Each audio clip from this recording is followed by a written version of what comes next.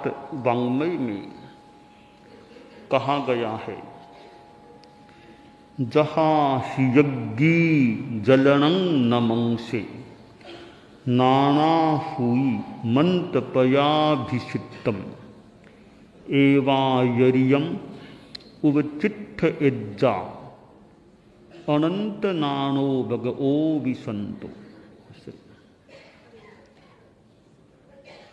आचार्य को इतना महत्व दिया गया है कि एक केवल ज्ञान संपन्न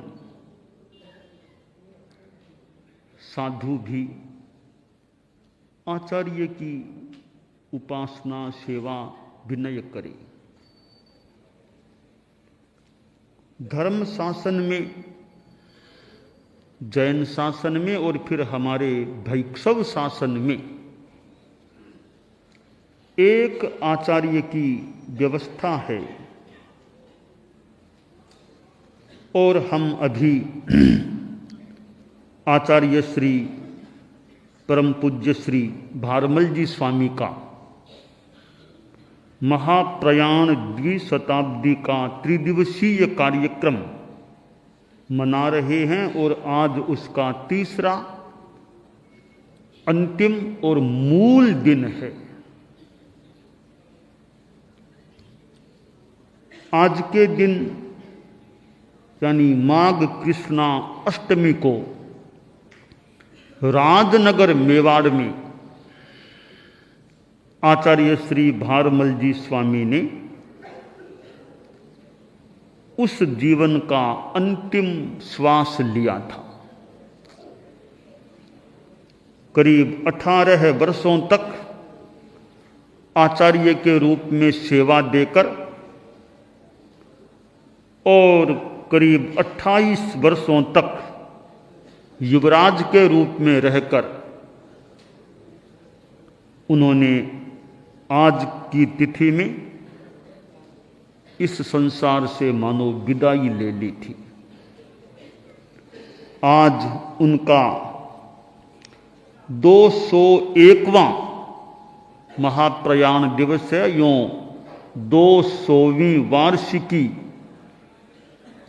तिथि है। द्विशताब्दी की संपन्नता का दिन है। आचार्य श्री भारमल जी जैसे एक महान व्यक्तित्व हमारे धर्म संघ को प्राप्त हुए और वे उस जमाने में हुए थे जब हमारा धर्म संघ मानो एक प्रथम चरण में था या पहली शताब्दी में चल रहा था। वैसे समय में उन्होंने धर्म संघ को शासना प्रदान की थी। उनके जीवन की अनेक बातें हैं, विशेषताएं हैं। उनकी अपनी स्वाध्यायशीलता, जैसा बताया गया कि उत्तराध्ययन को खड़े खड़े पुनरावृत्त कर लेते थे। उन्होंने उत्तराध्ययनानि को याद किया और मैं देखता हूँ आज भी हमारे चारित्रात्माओं में अनेक व्यक्ति उत्तराध्ययनानि को पूर्ण रूपेण अथवा आंशिक रूपेण कंठस्थ करते हैं। और एक आगम स्वाध्याय की प्रेरणा हम परम पूज्य भारमल जी स्वामी से ले सकते हैं। भिक्षु स्वामी का अनुशासन, साया और कैसे भारमल जी स्वामी ने आगे गति की। हमारे बाल मुनि भी हैं, साध्वियाँ भी हैं। उत्तराध्ययनानि का स्वाध्याय खड़े खड़े करने वाले हो सकते हैं, नहीं तो नींद आए तो हमें भी भारमल जी स्वामी का अनुगमन करना चाहिए कि भी कोने में खड़े हो जाओ और स्वाध्याय करो। यानी एक व्यक्ति बनता है, आगे बढ़ता है, तो कितना वो कसौटी पर कसा जाता होगा, कितना वो खपता होगा, तब एक व्यक्तित्व इस रूप में सामने आता है। जीवन में कुछ बनना है, विशेष बनना है, तो विशेष करना भी अपेक्षित है। विशेष किए बिना विशेष बनना मुश्किल हो सकता है। भारमल जी स्वामी ने भी कुछ विशेष किया था, तो एक विशेष व्यक्तित्व, एक आचार्य के रूप में हमारे सामने आ गए थे। आचार्य भिक्षु ने भारमल जी स्वामी को अपना उत्तराधिकारी चुना। अब अपना व्यक्तिगत संस्कार संबंध वो भी कोई एक फैक्टर, एक पहलू हो तो हो सकता है भी कि कोई उनका व्यक्तिगत कोई उनसे धर्मानुराग या कोई पूर्व जन्म का संबंध रहा हो तो रहा हो सकता है। हम देखें किसी की आसाधना तो गणमुक्त व्यक्ति की भी नहीं करना चाहता मैं, परंतु जब बात को विश्लेषित करना होता है तो कभी कभी नामोल्लेख भी करना पड़ सकता है। जैसे चंद्रभान जी भी आचार्य भिक्षु के समय में थे, त्रिलोकचंद जी भी थे, और चंद्रभान जी भी अपने ढंग के कुछ प्रतिभाशाली रहे ही होंगे, पर आचार्य भिक्षु ने भारमल जी को, स्वामी को अपना उत्तराधिकारी बनाया। चंद्रभान जी को नहीं बनाया, भारमल जी स्वामी को बनाया। भले उनकी भाषा में भोले थे, भारमल जी तो भोले हैं, ठीक है, उनकी सरलता को, सादगी को हो सकता है उन्होंने भोलेपन के रूप में भी मान लिया हो, ठीक है, एक अपेक्षा से कोई बात सही भी हो सकती है। अब भोलापन की बात भी अनेक तरह की हो सकती है। मुझे याद आ रहा, भूल मेरी स्मृति में न हो तो, मेरी स्मृति में भूल न हो तो एक बार आचार्य महाप्रज्ञ जी भले मुनि अवस्था में भाषण दे रहे होंगे, तो आचार्य तुलसी विराजे हुए थे, तो कहा भी आसात ना तो न हो, कहा आचार्य तुलसी तो भोले हैं, ये तो भोले हैं, आचार्य तुलसी भोले हैं, वे तो इतने बड़े अनुशास्त्र, इतने, कहा आचार्य श्री भोले हैं। फिर कहा नहीं, साधु के लिए भोला होना अच्छा भी है, साधु के लिए भोला होना, यानी भोला का मतलब, मैं देखो भोले दो तरह के होते हैं, एक तो भोला थोड़ा सा कम समझने वाला, थोड़ा ना समझदार, थोड़ा इस तरह का मेंटली थोड़ा सा हो, तो वो भोला, वो भोलापन तो नहीं होना चाहिए, वह तो अभिष्ट नहीं है। एक भद्रता, रिजुता, सरलता, समझ है, ज्ञान है, पर फिर भी सरलता है। मैंने तो यहां तक सुना आचार्य महाप्रज्ञ जी से कि भिक्षु स्वामी बड़े सरल थे, भिक्षु स्वामी सरल थे, तो सरलता के रूप में भोलापन हो वो तो ठीक है, वो नासमझी वाला भोलापन तो नहीं चाहिए। उस सरलता, सहजता, रिजुता, इस रूप में भोलापन है तो समझ शक्ति अच्छी है, निपुणता है, फिर भोलापन है तो अच्छी बात ही है। तो भारमल जी स्वामी को भोला कहा गया होगा, तो सरलता के रूप में तो भोलापन है, निपुणता भी साथ में है, तो अच्छी बात, ये आत्मा पवित्र रहे, कर्मों का बंध न हो, कपट छल न हो। मैं यह बताना चाहता हूं कि भिक्षु स्वामी परम पूज्य श्री ने चंद्रभान जी को नहीं चुना, त्रिलोकचंद जी को नहीं चुना, और भी कितनों को नहीं चुना, भारमल जी स्वामी मुहा वालों को अपने उत्तराधिकारी के रूप में चुना। इसका क्या कारण था, क्यों चुना उनको? एक तो मैंने कहा भी पता नहीं केवली दानी, एक उनका अपना कोई एक पूर्व जन्म का संबंध था, प्रेम था, क्या था, एक वो भी एक बिंदु चिंतन के क्षणों में, आयामों में लिया जा सकता है। परंतु हम आगे बढ़ें कि भारमल जी स्वामी में जो विनयशीलता, गुरु के प्रति समर्पण, विनयशीलता का भाव और उनकी निपुणता भी लिपि कला में, तो उनका ये मेरे पास एक पन्ना मुनि जी ने रख दिया है। जैसा बताया गया है कि वो लिपिकार थे, भारमल जी स्वामी लिपिकार थे। कितना उन्होंने लिखा है, तो उस लिपिकारता का एक उनका उदाहरण ये एक पत्र है भारमल जी स्वामी का, जो मुझे बताया गया है, नीचे नाम भी है भारमल। तो उन्होंने ऐसे पन्नों में कितना लिखा होगा। अब आज तो इस रूप में लिखने वाले हमारे संतों में तो पता नहीं, इस आजकल तो वो पेंसिलें चल गई है, तो वो हम लोग भी पेंसिलों से लिखते हैं, वो कलम से पुराने जमाने की चीज है। वो ये ऐसे पन्ने आज भी हमें उपलब्ध हैं, जो साहित्य ऐसा हस्तलिखित। तो हमारे परम पूज्य श्री भारमल जी स्वामी हैं, हाँ वे तो आचार्य क्या किसी अवस्था में कितना उन्होंने लेखन, तो यह भी एक उनकी सेवा है। धर्मसंघ को इतना लेखन कर दिया, एक सेवा है उनकी। हम उनके जीवन को देखें।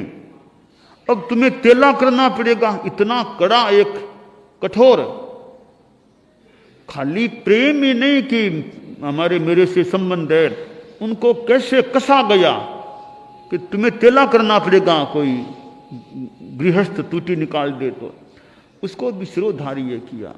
तो बनना है तो कैसे कभी कभी जंती में से निकलना होता है, जंती में से निकलना पड़ता है, तब कोई आदमी ऐसे इस रूप में कोई अच्छा सामने आ सकता।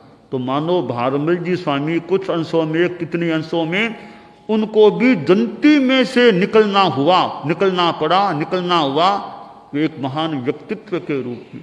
तो बड़ा बनना है, उसके लिए कुछ खपना पड़ता है, कुछ ढलना पड़ता है, कुछ चलना पड़ता है, कुछ सहना पड़ता है, या कुछ कसौटियों पर खरा उतरना होता है। तब जाकर कोई भारमल जी स्वामी जैसे एक मानो एक पद पर, एक स्थान पर कोई व्यक्ति आ सकता है। वो कसौटियों पर कसा हुआ या उतनी योग्यता वाला न हो तो पद पर आकर कितना क्या वो कर पाएगा। तो हमारा मानो भाग्य कह दें, कुछ भी कह दें संघ का, कि भारमल जी स्वामी जैसे व्यक्तित्व हमें आचार्य के रूप में प्राप्त हुए थे। तो स्वाध्याय की प्रेरणा हमारे छोटे साधु साध्वियाँ, बड़े भी उनके जीवन से प्रेरणा ले सकते हैं कि कैसे हम स्वाध्याय करें, चितालना करें, स्वाध्याय करें। आचार्य श्री भारमल जी स्वामी, यूं तो उनको भोला, मैं बार बार भोला कहकर उनकी आसाधना मैं नहीं कर दूं कहीं, मैं तो उनके, क्योंकि विश्लेषण में वो कई बातें कभी, तो उनको भोला कहा गया। और भोला होना मैं इतना बुरा भी नहीं मानता, सरलता के रूप में भोला होना बुरा भी नहीं मानता हूं मैं। तो मृदु कह दें, भोले कह दें, सरल कह दें, परंतु अनुशासन का प्रसंग आया तो उन्होंने कठोरता भी दिखाई।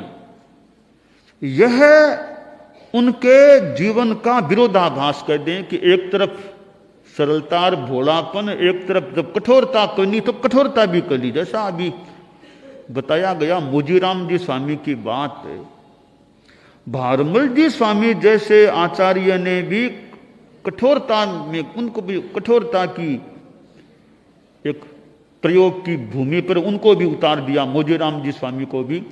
अरे भारमल जी स्वामी खुद भिक्षु स्वामी के अनुशासन की जंती में से निकले हुए थे, अनुशासन में रहे हुए थे। तो उन्होंने भी अपने शिष्य के लिए अनुशासन का, अपने शिष्यों के लिए भी उन्होंने मानो भिक्षु का थोड़ा रूप बना करके अनुशासन का प्रयोग भी किया। और मोजी राम जी स्वामी जैसे राजनगर में विराज रहे थे जब भारमल स्वामी वो आए, जैसा अभी बताया गया लावा सरदारगढ़ चले गए थे। इस बात को लेकर भारमल स्वामी थोड़े से कड़ाई में आ गए कि वाह, जब मेरी दृष्टि नहीं है लावा सरदारगढ़ साधु साध्वियां जाएं रहें तो मोजीराम जी क्यों चले गए? इसका मतलब आज्ञा की दृष्टि की अवमानना हुई है। आए संतों से पहले ही फरमा दिया मोजीराम जी आ रहे हैं, देखो जब तक मैं जांच पड़ताल नहीं कर लूं बात की, न तो कोई वंदना करना और न खड़े होकर के उनका सम्मान करना। जरूरत नहीं है उनके सम्मान करने की और उनको वंदना करने की। मोजीराम जी स्वामी आए, संत आपके मस्तिष्क में बैठे हैं, कोई खड़े ही नहीं हो रहे हैं, वरना संत आए तो उठो, झोलका लो, बोझ लो, ये हमारी सामान्य शिष्टाचार की विधि है। अभी संत आए हैं तो दिख रहे सामने जाओ, थोड़ा उनका बोझ उतारो, लो, वो उनकी शुश्रूषा विनय करो। सामने आए हैं संतों के कंधों पर बोझ है तो उनका बोझ लो, फिर सामने आए तो बोझ भी लेने का प्रयास करो, जितना ले सको उतना। तो संत आए, वो यहाँ भारमल गुरुकुलवास के जो संत थे न तो खड़े हो रहे हैं, बोझ लेने की तो बात ही दूर है, न वंदना हो रही है। खैर गुरुदेव के पास गए, मान लो संतों ने जो भी किया, गुरु के पास जाएं, वो तो माई तय। गुरु के पास आए तो वही हाल गुरु जी का है, गुरुदेव का है, जैसा संतों का वैसा ही गुरुदेव का। आकर के वंदना की तो सामान्य रीति है, गुरु से दीक्षा में छोटे हों अगर मुनि तो गुरु का हाथ वत्सलता से समृद्ध शिष्य के मस्तक पर आना चाहिए, और सामान्य सी रीत है। मोजीराम जी स्वामी ने देखा वंदना की, पर गुरुदेव का वत्सलता परिपूर्ण हाथ मस्तक पर नहीं आया। अब तो मानो क्या, अरे ये क्या हो गया, संतों ने किया सो किया, गुरुदेव ने भी कड़ाई कर दी है कि मस्तक पर हाथ नहीं। मस्तक पर हाथ नहीं आए तो प्रश्न होना चाहिए क्या बात है, चौमासा करके बाहर से आए हैं, गुरु का हाथ मस्तक पर, गुरु से छोटे हैं दीक्षा पर्याय में, फिर हाथ नहीं आया है तो प्रश्न क्या बात है, क्यों नहीं आया, क्या हमारी भूल, क्या गलती, गुरु का हाथ आना चाहिए मस्तक पर। तो सोचा अरे लगता है कोई बहुत बात हो गई है। कहा गुरुदेव यह कृपापूर्ण हाथ मस्तक पर क्यों नहीं? अब गुरुदेव ने कहा क्या हाथ, देखो तुम लावा सरदारगढ़ क्यों चले गए, क्यों गए वहां, मेरी दृष्टि नहीं थी जाने की। गुरुदेव मुझे पता होता तो क्या मैं जाता, मुझे तो बिल्कुल हमारे पास कोई सूचना नहीं कि वहां नहीं जाना है। आज जैसी तो व्यवस्थाएं थी नहीं, वो तो उस जमाने की स्थितियां व्यवस्थाएं। गुरुदेव मुझे तो कोई पता तक नहीं कि आपकी दृष्टि है कि वहां नहीं जाना है, वरना मैं क्यों जाता। बातचीत हुई, कहा ठीक है अब संतों करो वंदना, अब उनको वंदना करो। अब वंदना शुरू हो गई। तो यह उनकी कड़ाई, मुझे थोड़ा सा आश्चर्य सा भी होता है कि जिन भारमल जी को बोला बोला कहते गए, कहा गया है कि इतने सरल है, ऐसे है, तो जब अनुशासन का प्रसंग आया तो भोलापन क्या और क्या वो भिक्षु का सा रूप दिखा दिया, मानो ये गलती कैसे हुई। तो यह भारमल जी स्वामी का एक विरोधाभास, यानी एक तरफ सरलता और भोलापन, इधर कड़ाई।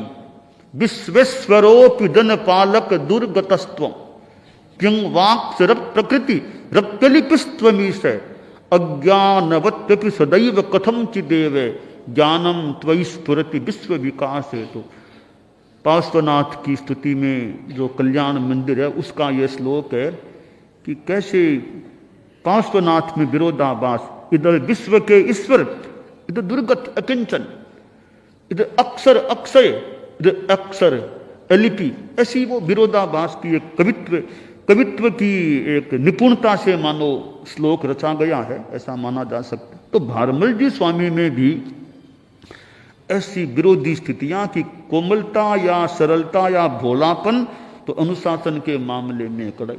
जैसा कहा गया दो श्रावकों का संबंध विच्छेद कर दिया, अरे श्रावकों का भी इधर इतने सरल, इधर श्रावकों को भी संबंध विच्छेद में डाल दिया। तो हम भारमल जी स्वामी के जीवन से ये अनुशासन का सबक पाठ भी सीख सकते हैं कि वे एक इस रूप में भी अनुशासता आचार्य भी थे। ऐसा नहीं कर दिया तो कर दिया। उन्होंने ऐसे प्रसंगों से हम ये शिक्षण ले सकते हैं कि कैसे औचित्य के अनुसार ऐसे प्रसंगों में अनुशासन की लगाम को किस प्रकार काम में लेना चाहिए, कैसे खींचना चाहिए। तो ऐसे हमारे आचार्य श्री भारमल जी स्वामी थे। और उन्होंने एक नया काम, मैंने अद्वितीय आचार्य कहा था, परसों कहा था कि वो प्रथम युवाचार्य हैं। भिक्षु स्वामी के अनंतर पटदर एकमात्र वो ही, हम तो सब आगे परंपर हैं, अनंतर तो कहलाने वाले एक वो ही आचार्य हैं। 28 वर्षों का युवाचार्य काल प्राप्त करने वाले, इतनी लंबी अवधि का युवाचार्य काल प्राप्त करने वाले वो ही हैं। आगे के सारे युवाचार्य उनकी बराबरी नहीं कर सके, उनके बहुत निकट भी मानो नहीं जा सके। तो आज तक का कीर्तिमान है 28 वर्षों का लगभग का युवाचार्य काल, आज तक किसी ने उनके बाद प्राप्त भी नहीं किया। एक तीसरी कीर्तिमान की बात और है, अपने पीछे 2 नाम लिखने वाले वो एक ही आचार्य थे। अपने उत्तराधिकार पत्र में 2 नाम लिखने वाले तेरापंथ के वो एक ही आचार्य हैं। फिर किसी ने 2 नाम नहीं लिखे हैं एक साथ, एक काल के लिए 2 नाम किसी ने नहीं लिखे।